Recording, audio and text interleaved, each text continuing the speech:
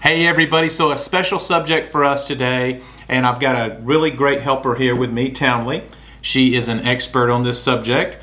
We brought Townley up around the trails when she was a toddler, and this year we have Beckett. He's coming out of the backpack. He'll be hiking on his own, and so we've got 6 tips for hiking with toddlers. What do you think, Town?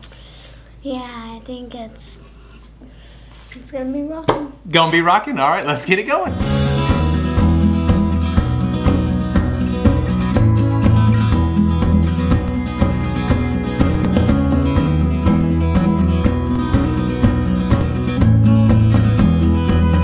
All right, number 1 on the list is? Choose the right trails. Choose the right trails, okay? So obviously a lot of people understand where this is coming from, but make sure on the trails, obviously you don't want too much elevation, but also your terrain. Are there a lot of steep drop-offs? Is it always next to water? Is it worn out? What is the trail condition? What does it look like? If it's an unused trail, you might be trying to bushwhack through a whole bunch of weeds. So make sure your trail condition is appropriate. Okay, number 2 on the list. Let them choose when to rest. Let them choose when to rest. Absolutely, you don't want it to be a labor for them. You want them to rest when they want to rest. And I think this one's really important for making it fun in the future. Number 3 on the list. Let them choose the snacks and when to eat them. That's right. Let them choose the snacks and when to eat them. Don't force them to make it to that mountaintop or make it to the waterfall, although it may be in your fantasy world that you're eating lunch by the waterfall. Let them eat the snacks when they want to. You may want to bring some extra snacks just in case, but I can guarantee you they'll wolf them down. And yeah, let them choose when to do it. Let them kind of call the shots, at least for a little while. All right, number 4 on the list. This may be the most important one.